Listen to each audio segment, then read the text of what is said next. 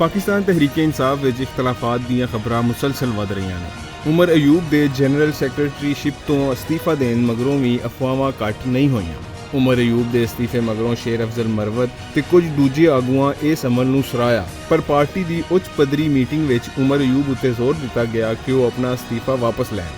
एक पासे पार्टी की मौजूदा क्यादत है तो दूजे पासे शानदाना गुलजार, शेर अफजल मरवत ते शहरियार अफरीदी जय आगू ने जेड़े एक दूजे की कारकर्दगी तो मुतमिन नहीं।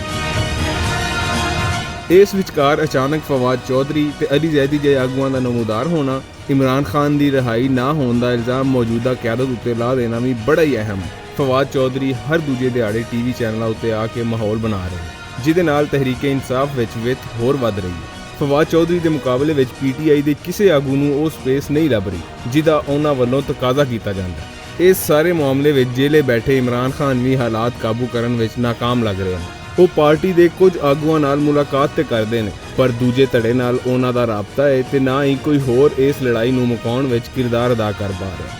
हुण वेखना यह है कि आउण वाले दिनां विच पीटीआई लई मुश्किलां वधदियां ने या हालात बेहतरी वल जांदे ने।